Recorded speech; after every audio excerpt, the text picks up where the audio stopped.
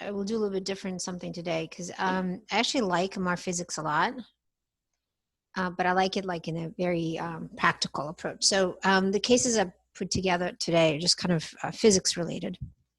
So one first case is this, and if you look at the spleen, it's a very straightforward case that most of us probably know.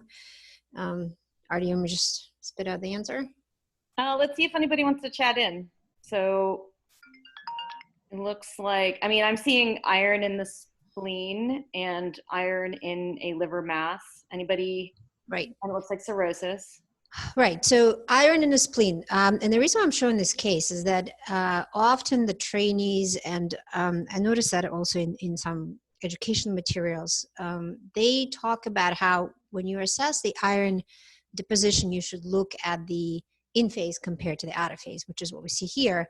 The signal drops in the spleen on the in phase compared to out of phase. So we all know this is spleen. This is iron. So this is sort of not always correct. I'm going to show you this. This is the same case. And what do you see here? Do you see the other screen? Okay. Yes. So where does the signal now drop? From which phase to which phase?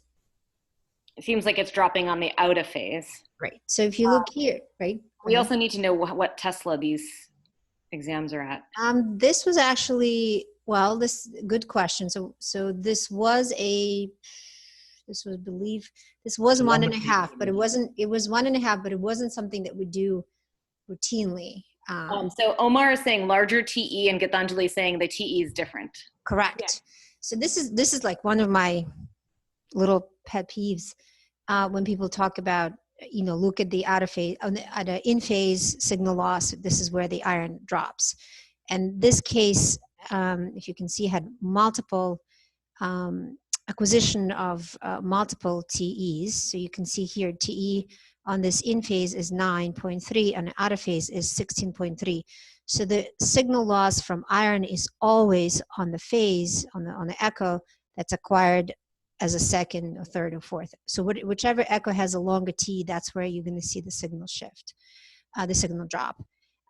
So while it's true that for clinical cases for all 1.5 Teslas, scanners, the in phase is acquired as a second echo, it's not the case for all the 3 Tesla scanners.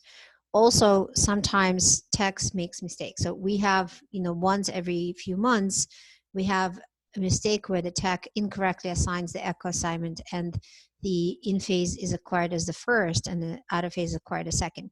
And it's important to remember this because, when you look here, you would think that the signal loss in the liver is only due to fat, but it's not. Part of it is due to iron. And the reason it's important to remember, because if the out of phase image is acquired as a second echo in the liver, you really can't tell apart the signal drop from fat or from iron. So even though it's not a common problem, but I think it's something that's important to remember because occasionally issues do arise. And if you just remember that, oh, the iron drops on a in phase, you may run into an issue. Great. All right.